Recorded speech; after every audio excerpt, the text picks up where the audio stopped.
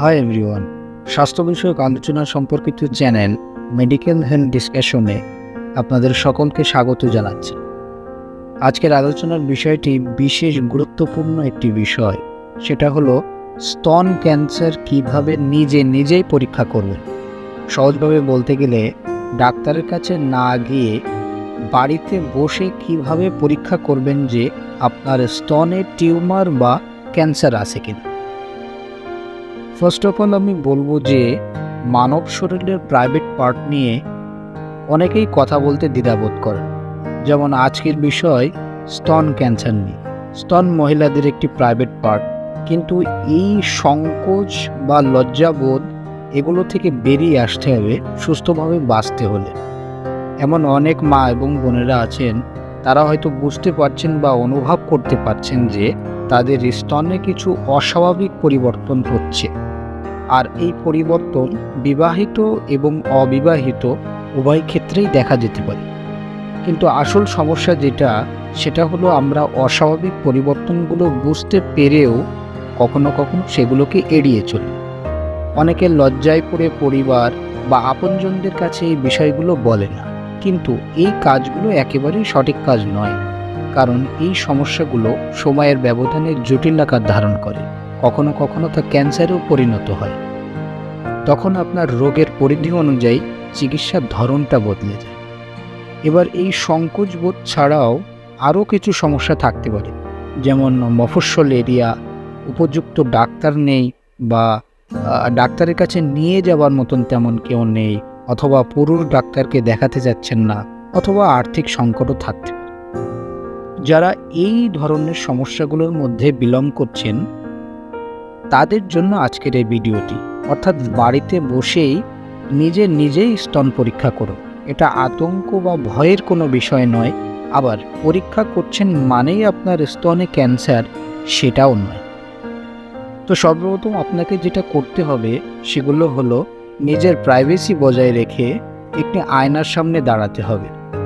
এবার দুই হাত উপরের দিকে নিয়ে খেয়াল করবেন যে আপনার দুটি ব্রেস্ট বা স্তন সমানভাবে উপরের দিকে উঠছে কিনা। যদি মনে হয় একদিকে উঠছে এবং অন্যদিকে উঠছে না, তবে ভেতরে টিউমার থাকতে পারে। তারপর ডান হাত দিয়ে বাম দিকের স্তন এবং বাম হাত দিয়ে ডান দিকের স্তন পর্যায়ক্রমে পরীক্ষা করতে হবে যে স্তনের চাকার মতন কিছু অনুভব হচ্ছে কিনা। এবং সেটা আরও ভালোভাবে বুঝতে হলে শুয়ে পড়ে মাথার নিচে হাত রেখে গোটা ব্রেস্টটাকে ভালোভাবে এক্সামিন করতে হবে, এবং পাশাপাশি দুই বগলও ভালোভাবে পরীক্ষা করতে হবে যে সেখানে অস্বাভাবিক কিছু আপনার হাতে অনুভব হচ্ছে কিনা।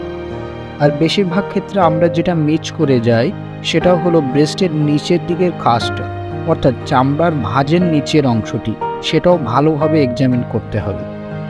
তারপর খেয়াল করতে হবে আপনার ব্রেস্টের স্কিনে কোনো প্রকারের পরিবর্তন আপনি লক্ষ্য করছেন কিনা, বা কোনো প্রকারের র্যাশ লক্ষ্য করছেন কিনা। তারপর স্তনের নিপলগুলোকে ভালোভাবে লক্ষ্য করতে হবে, একদিকে ছোট অন্যদিকে বড়, অথবা একটি ভেতরের দিকে ঢুকে গেছে কিনা।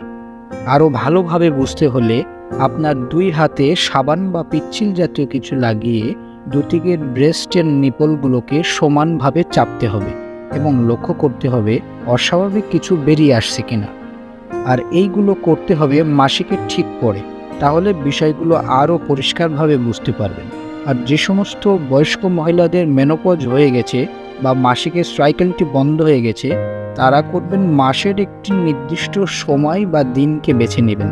প্রত্যেক মাসে প্রতিনিয়ত ঠিক ওই দিনে বা ওই সময়ে আপনারা এই পদ্ধতিগুলো অনুসরণ করে নিজে ব্রেস্ট পরীক্ষা করতে পারবেন।